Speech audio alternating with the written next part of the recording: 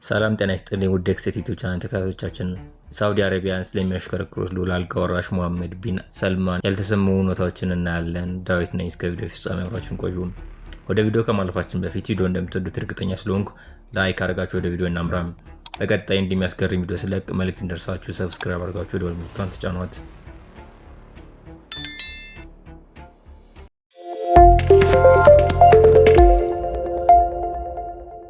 ከ9 ዓመት በፊት በአውሮፓውያኑ 2015 መጀመሪያ ላይ የዚያን ጊዜው የሳውዲ አረቢያ ንጉስ የ90 ዓመቱ አብዱላህ በጠና ታመው በሆስፒታል አልጋ ላይ እያጣጠሩ ነበር።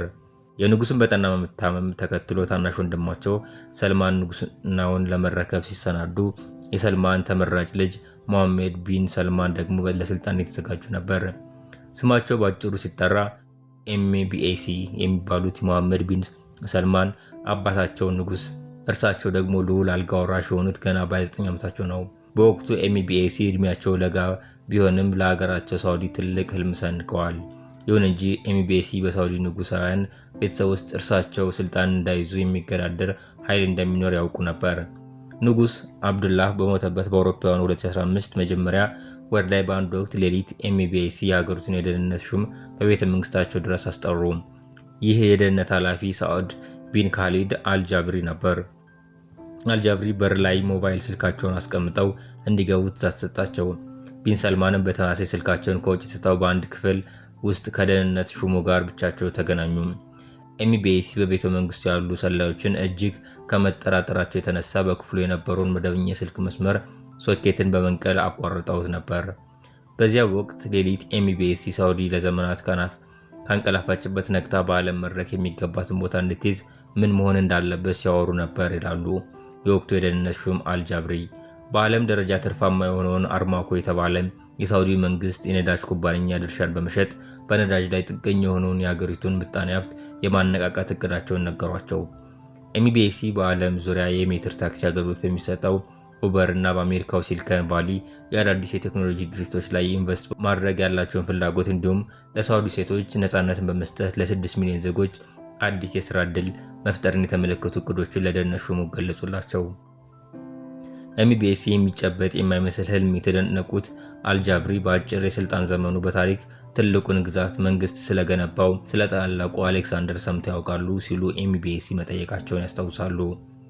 ኤምቢኤሲ ከደህንነት ሹሙ ጋር ለማድረግ አቅደውት የነበረው የግማሽ ሰዓት ውይይት ለ3 ሰዓታት ዘለቀ። አልጃብሪ ክፍሉን ለቀቀው ሲወጡ ያሉበትን ሳያሳውቁ በመጥፋታቸው ስጋት በገባቸው ሰዎች የስልክ ጥሪ ሞባይላቸው ተጨናንቆ አገኙት። ሳድ አልጃብሪ በሳውዲ ደህንነት ውስጥ በነበራቸው ትልቅ ስፍራ ለአሜሪካው ሲአይኤ እና ለዩናይትድ ኪንግደሙ ዩኬ ኤምአይ6 ኃላፊዎች የቅርብ ወዳጅ ነበሩ። ዛሬ አልጃብሪ ከኤምቢኤሲ ጋር ሆድና ጀርባ ናቸው። እንደ አውሮፓውያን አቆጣጠር በ2017 ላይ ከሳውዲ ወጥተው በስደት በካናዳ ይኖራሉ። የቀድሞ ደህንነት ሹም ኤምቢኤሲ ሊያስገድሉኝ ይፈልጋሉ ሲሉ መገናኛ ብዙሃን ላይ ወጥተው አቤቱታ አቅርበዋል። ምንም እንኳ ሳውዲ አልጃብሪን ተፈላጊነት የሌለው የቀድሞ መንግስት ባለስልጣን ናቸው ብላ ብታጣጥላቸውም ግለሰቡ በስደት ያሉ ስለ አገሪቱ ብዙ ሚስጥር የሚያውቁ ስለመሆናቸው ለቢቢሲ የሰጡት ቃለ መጠይቅ ይመሰክራል። አልጃብሪ ሳውዲ ልዑል አልጋ ወራሽ አገሪቱን እንዴት እንደሚመሩ በሰጡት ቃለ መጠይቅ ለቢቢሲ አስረድተዋል። ምንም እንኳ በአገሪቱ ትልቁ ስልጣን ንጉሱ ቢሆንም አገሪቱን እየዘወሩ ያሉት አሁን ላይ የ38 ዓመት የሆናቸው ጎልማሳው ኤምቢኤሲ ናቸው። ቢን ሰልማን የሳውዲ አረቢያን ምጣኔ ሀብት ከነዳጅ ጥገኝነት ለማላቀቅ የሚያደርጉት ጥረት እንዳለ ሆኖ በሰብአዊ መብት አያያዝ ይተቻሉ። የመብት ተሟጋቾች በኤምቢኤሲ አስተዳደር ስር በነፃነት የመናገር መብት ተሸርሽሯል፣ በሞት የሚቀጡ ሰዎች ቁጥር እና የሴቶች መብት ተከራካሪዎች ከእስር ጨምሯል በማለት ይወቅሳሉ። የመጀመሪያው የሳውዲ አረቢያ ንጉስ አብዱላህ የኤምቢኤሲ አያት 42 ወንድ ልጆችን ወልደዋል። የሳውዲ ንግስና ለወንድ ልጆች ሲተላለፍ መጥቷል። እንደ አውሮፓውያን አቆጣጠር 2011 እና 2012 ላይ ከንጉስ አብዱላህ ልጆች መካከል ሁለቱ ድንገት ህይወታቸው ማለፉን ተከትሎ የኤምቢኤሲ አባት ሰልማን ለስልጣን ተመቻቹ። የሳውዲ ጉዳይን የራሳቸው ጉዳይ አድርገው የሚከታተሉት የምዕራባውያን ሀገራት ሰላዮች በዚህ ወቅት ቀጣዩ የሳውዲ ፈላጭ ቆራጭ ንጉስ ማን ሊሆን ይችላል የሚለውን ይተነብዩ ነበር። በዚህ ጊዜ ታዲያ መሐመድ ቢን ሰልማን ልጅ በመሆናቸው ጨርሶ በዝርዝር ውስጥ አልነበሩም ብቻ ሳይሆን ጨርሶ አይታወቁም ነበር ማለት ይቻላል። እንደ አውሮፓውያን አቆጣጠር 2012 የዩኬ መንግስት የደህንነት ተቋም የሆነው ኤምአይ6 ኃላፊ የነበሩት ሰር ጆን ሳውሬስ በአንጻራዊነት አስተዳደጉ ከህዝብ ተሸፍኖ ነው። ስልጣን እንዲይዝ ተደርጎ አይደለም ያደገው ይላሉ። ኤምቢኤሲ ያደጉት በቤተ መንግስት ውስጥ ነው። በቤተ መንግስት ያደገ ልጅ ቢያጠፋም አይቀጣም፣ ተቀማጥሎ ነው የሚያድገው። ለዚህም ይሆናል ኤምቢኤሲ የሚያስተላልፉት ውሳኔ ሊያስከትለው የሚችለውን አደጋ ቀድመው የማያሰላስሉት። ኤምቢኤሲ በመጥፎ ባህሪያቸው በበሪያድ ስማቸው ገናና መሆን የጀመረው ገና በጉርምስና እድሜያቸው ነበር። በወቅቱ አቡ ራሳስ ወይም የጥይት አባት የሚል ቅጽል ስም ነበራቸው። ይህን ስም ያገኙት በንብረት ይገባኛል ጥያቄያቸውን ውድቅ ወዳደረገባቸው የፍርድ ቤት ዳኛ በፖስታ ጥይት ከላኩ በኋላ ነው። ጭካኔ የተሞላበት የራሱ የሆነ መርህ አለው። ማንም ሰው እንዲጋፈጡ አይፈቅድም። ይህ ብቻ ሳይሆን በየትኛውም የሳውዲ መሪ ላይ ያልታየ ለውጥ አምጥቷል ይላሉ የቀድሞ የኤምአይ6 ኃላፊ። የቀድሞ የኤምአይ6 ኃላፊ እንደሚሉት ኤምቢኤሲ ስልጣን ከያዙ በኋላ ሳውዲ የእስላማዊ ጂሃዲስቶች መፍለቂያ ለሆኑ ከሀገር ውጭ ለሚገኙ መስጂዶችና የእስልምና ትምህርት ቤቶች ታደርግ የነበረውን የገንዘብ ድጋፍ ማስቆማቸው ለምዕራባውያኑ መልካም እርምጃ ነበር ይላሉ። ንጉስ ሰልማን ለረጅም ዓመታት በመርሳት በሽታ ሲሰቃዩ የቆዩ ሲሆን ለድጋፍ ፊታቸውን ያዞሩ የነበሩትም ወደ ኤምቢኤሲ ነው። ንጉሱ ሰልማን ቁልፍ በሚባሉ ስብሰባዎች ላይ ልጃቸውን ኤምቢኤሲን ይዘው ነበር የሚገኙት። በስብሰባዎቹ ላይ ብዙ ጊዜ ኤምቢኤሲ በአይፓዳቸው ላይ ማስታወሻቸውን ይጽፉና ማስታወሻቸውንም ወደ አባታቸው አይፓድ ያስተላልፉላት ነበር። ንጉሱ የሚናገሩትን ነገር የሚጽፍላቸው ኤምቢኤሲ ስለመሆኑ አስብ ነበር ይላሉ የወቅቱ የዩናይትድ ኪንግደም ጠቅላይ ሚኒስትር ዴቪድ ካሜሮን። የብሔራዊ ደህንነት አማካሪ የነበሩት ሎርድ ኪም ዳርክ ኤምቢኤሲ አባቱ ንጉስ እስኪሆን ድረስ እጅግ ከመቸኮላቸው የተነሳ በወቅቱ አጎቱ የነበሩት ንጉስ አብዱላህን ከሩሲያ በመጣ የቀለበት በመርዝ ስለመግደል ሰዎችን እስከ ማማከር ደርሰው ነበር። ይህ መረጃ በሀሳብ ደረጃ የተጋነነ ይሁን በትክክል የተወጠነ እርግጠኛ ባልሆንም እኛ ግን ሁኔታውን ባንክሮ ስንከታተል ነበር የሚሉት ደግሞ የቀድሞ የሳውዲ ደህንነት ሹም አልጃብሪ ናቸው። አልጃብሪ እንደሚሉት ከሆነ ኤምቢኤሲ ይህን ሀሳቡን ሲያስረዳ የሚያሳይ ተንቀሳቃሽ ምስል መመልከታቸውን ይናገራሉ። ለረጅም ጊዜ ንጉሱን እንዳይጨበጥና በንጉሱ እልፍኝ እንዳይገኝ ተከልክሎ ነበር ይላሉ የቀድሞ ደህንነት ሹም። እንደ አውሮፓውያን አቆጣጠር በ2015 ላይ ንጉስ አብዱላ በህመም ምክንያት ህይወታቸው እንዳለፈ የኤምቢኤሲ አባት ሰልማን ንጉስ ሆኑ። ኤምቢኤሲም የመከላከያ ሚኒስትር ሆነው ተሾሙ። ታዲያ ኤምቢኤሲ ስልጣን ላይ እንደወጡ አቅማቸውን ለማሳየት ጊዜ አልፈጁም። ጦራቸውን ወደ የመን አዘመቱ። ኤምቢኤሲ ስልጣን በተቆናጠጡ ገና በሁለተኛው ወራቸው የሁቲ አማጽያንን ለመውጋት የአካባቢውን ሀገራትን አስተባብረው ጦርነት ጀመሩ። ኤምቢኤሲ በየመን የኢራን አጋር ናቸው የሚሏቸው የሁቲ አማጽያን አብዛኛውን የየመን ምዕራባውያን አካባቢዎች ተቆጣጥረው ይዘው ነበር። ልዑል አልጋ ወራሹ የቀሰቀሱት ጦርነት በየመን ከፍተኛ የሆነ ሰብአዊ ቀውስ አስከትለዋል። ይህ ጦርነት ከመጀመሩ በፊት በሳውዲ የዩኬ አምባሳደር የነበሩት ሰር ጆን ጄንክሰን ጦርነቱን መጀመር ብልህነት የተሞላበት ውሳኔ ነው ብዬ አላስብም ይላሉ። የሀገሪቱ ሰራዊት ጦርነቱ እንዲጀምሩ የተሰጣቸው ጊዜ 12 ሰዓት ብቻ ነበር። ይህ ተሰምቶ የሚያውቅ አይደለም ይላል የቀድሞ አምባሳደር። እውነት ነው፣ ይህ ጦርነት ኤምቢኤሲን በሳውዲ ጀግና አድርጓቸው ነበር። ይሁን እንጂ በጊዜ ሂደት የየመኑ ጦርነት ኤምቢኤሲ የመጀመሪያው ስህተት ተደርጎ ይወሰዳል። በሳውዲ የሀገሪቱ ባለስልጣናት የሚታወቁት ዘገምተኛ የሆኑ ውሳኔዎች በመስጠት ነው። ኤምቢኤሲ ግን ቅጽበታዊ በሆነ ሁኔታ አጋር ለሚባሉ ሀገራት እንኳን ሳያሳውቁ በሚሰጡት ውሳኔ መለየት ጀመሩ። አልጃብሪ ልዑል አልጋ ወራሹ የየመን ጦርነትን ለመጀመር ሲሰናዱ ከአሜሪካ የሚያገኙትን እርዳታ የአየር ጥቃት ድጋፍ ብቻ ስለመሆኑ በወቅቱ የፕሬዝዳንት ኦባማ የብሔራዊ ደህንነት አማካሪ በሆኑ ኮንዶሊዝ ራይስ ማስጠንቀቂያ ተሰጥቷቸው ነበር። የምድር ላይ ዘመቻ ለማካሄድ ብሔራዊ ክተት ጥሪ መደረጉን አስደንቆን ነበር። የአባቱን ፊርማ አስመስሎ በመፈረም ነው ይህንን የክተት ጥሪ ያወጀው ይላሉ አልጃብሪ። የወቅቱ የኤምአይ6 ኃላፊ ሰር ጆን ምንም እንኳ ኤምቢኤሲ የአባቱን ፊርማ አስመስሎ ክተት ስለማወጁ እርግጠኛ ባንሆንም ንጉሱ ግን የየመን ጦርነት አይደግፉም ይላሉ። ኤምቢኤሲ በአውሮፓውያን 2017 የገዙት በጣም ታዋቂ ስዕል ስለ ሰውየው ብዙ የሚናገር ነው። ምንም እንኳ የሚያስተዳድሩት ማህበረሰብ ወግ አጥባቂና ሃይማኖታዊ ቢሆንም እሳቸው ወጣ ያለ ነገር ከማድረግ እንደማይቆጠቡ የሚያሳይ ነው። ይህ ብቻ አይደለም፣ አልጋ ወራሹ ጉልበታቸውን ለምዕራባውያን ለማሳየት ወደ ኋላ እንደማይሉም የተስተዋለበት እርምጃ ወስደዋል።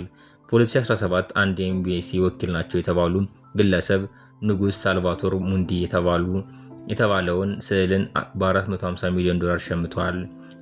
ስዕሉ በዓለማችን እጅግ ውድ የጥበብ ስራ ነው። በሊዮናርዶ ዳቪንቺ የተሳለው የሚባልለት ይህን ስዕል ኢየሱስ ክርስቶስን እንደ ገነትና ምድር ፈጣሪ እንዲሁም እንደ ዓለም መድኃኒትነት የሚያቀርብ ነው። ስዕሉ ለጨረታ ወስዶ ከተገዛ በኋላ ለ7 ዓመታት የት እንዳለ አይታወቁም ነበር። አንዳንድ ዘገባዎች ስዕሉ በልዑል አልጋ ወራሹ ቤተ መንግስት አሊያም በግል መርከባቸው ውስጥ ይገኛል ይላሉ። ነገር ግን በፕሪንስተን ዩኒቨርሲቲ ፕሮፌሰር እንዲሁም የአልጋ ወራሹ ጓደኛ የሆኑት በርናርድ ሃይከል እንደሚሉት ስዕሉ ጄኔቫ የሚገኝ አንድ መጋዘን ውስጥ ነው የሚገኘው። ሉሉ ወደፊት ሳውዲ ውስጥ በሚገነባ ሙዚየም ውስጥ ሊሰቅሉት ይችላሉ። ኤምቢሲ ሪያድ ውስጥ በጣም ትልቅ ሙዚየም መገንባት እፈልጋለሁ ብለዋል ሲሉ ሃይከል ይናገራል።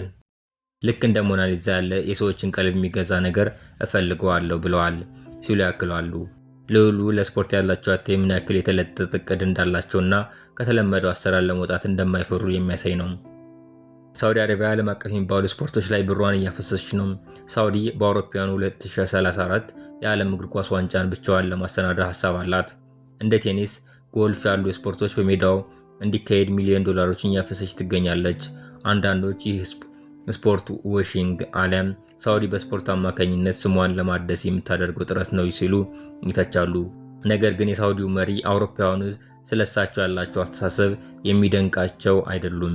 የሳውዲውንም ሆነ ራሳቸውን ታላቅ ለማድረግ ማንኛውንም አይነት እርምጃ ከማድረግ የሚመለሱ አይመስሉም። ኤምቢኤስ የሚፈልጉት እንደ አንድ መሪ የራሳቸውን ጉልበት ማሳየት ነው። የዩናይትድ ኪንግደም የስለላ ተቋም የሆነው MI6 የቀድሞ ኃላፊ ሰር ጆን ሳውረስ ልዑሉን በአካል አግኝተው የሚያውቁት ሳውረስ እንደሚሉት ልዑሉ ይህን ለማድረግ ያላቸው ብቸኛ አማራጭ የሀገራቸውን ጉልበት ማጠናከር ነው። ለዚህ ነው ይህን ሁሉ የሚያደርጉት። አልጃብሪ ለ40 ዓመታት በሳውዲ የነበራቸውን ስልጣን ኤምቢኤስ የለወጠ ሰይፍ መቋቋም አልቻለም። የቀድሞው ልዑል አልጋ ወራሽ ሙሐመድ ቢን ናይፍ ጠቅላይ ኢታማዦር ሹም የነበሩት አልጃብሪ ኤምቢኤስ ስልጣን መቆጣጠር ሲጀምሩ ነው ሳውዲ አረቢያን ጥለው የሸሹት። አልጃብሪ የሸሹት ከውጭ ስለላ ድርጅቶች የደረሳቸው መልእክት አደጋ ላይ ሊወድቁ እንደሚችሉ የሚጠቁም መሆኑን ተከትሎ ነው። ነገር ግን አልጃብሪ እንደሚሉት አንድ ቀን ድንገት ሳያስቡት ኤምቢኤስ የጽህፈት መልእክት ልከው ወደ ቀድሞ ስራቸው እንዲመለሱ እንደጠየቋቸው ይናገራሉ። ነገሩ ወጥመድ ነበር፣ እኔ ደግሞ አልቀበልም አልኩኝ የሚሉት አልጃብሪ ቢመለሱ ጣፈንታቸው ታስሮ መሰቃየት እንደሆነ ይናገራሉ። የአልጃብሪ ታዳጊ ልጆች የሆኑት ኦማርና ሳራ በቁጥጥር ስር ከዋሉ በኋላ በህገወጥ የገንዘብ ዝውውርና ለማምለጥ በመሞከር ወንጀል ጥፋተኛ ተብለው እስር ተፈርዶባቸዋል። ታዳጊዎቹ ድርጊቱን አልፈጸሙም ይላሉ። የተባበሩት መንግስታት አካል የሆነው ህገወጥ እስሮችን የሚከላከለው ክፍል ሁለቱ ወጣቶች እንዲለቀቁ ጠይቋል። ሊገድለኝ ነበር ያሰቡ ይላሉ አልጃብሪ። ካልሞትኩኝ በቀር ሰላም አያገኝም። ስለዚህ ምንም ጥርጥር የለኝም። የሳውዲ ባለስልጣናት ዓለም አቀፍ ፖሊስ ኢንተርፖል ጃብሪን ከካናዳ ይዞ እንዲያመጣላቸው ቢጠይቁም አልተሳካላቸውም። ሰውየው የሀገር ውስጥ ሚኒስቴር አባል ሳሉ በቢሊዮን ዶላር የሚቆጠር ሙስና ሰርተዋል ሲሉ ነው የሚከሷቸው። ነገር ግን ሰውየው የሜጀር ጀነራል ማዕረግ ያላቸው ሲሆኑ የአልቃይዳን የሽብር ጥቃት በመከላከል ብዙ ሰርተዋል ተብለዋል። በአሜሪካው CIA እና በዩኬ MI6 ይመሰገናሉ። በአውሮፓውያኑ 2018 ኢስታንቡል በሚገኘው የሳውዲ ቆንስላ ጽሕፈት ቤት የተፈጸመው የጀማል ካሾጊ ግድያ ለኤምባሲ መከራከር አስቸጋሪ እንዲሆን አድርጓል።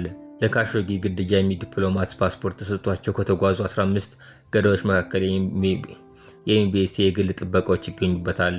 የካሾጊ አስከሬን እስካሁን ያልተገኘ ሲሆን በጋዝ ተቆራርጦ እንደተጣለ ይገመታል። ከግድያው በኋላ ከኤምቢኤስ ጋር በዋትስአፕ ያወሩት ሃይከል እንዴት ይህ ሊሆን ይችላል ስል ጠይቄው ነበር ይላሉ። ሲመስለኝ እሱም በጣም ደንግጦ ነበር። ጉዳዩ ይህን ያክል አነጋገር ይሆናል ብሎ የጠበቀ አይመስለኝም። ዴኒስ ሮስ ከግድያው በኋላ ነው ኤምቢኤስን ያገኙት። ግድያውን እሳቸው እንዳልፈጸሙት ነው የነገሩኝ።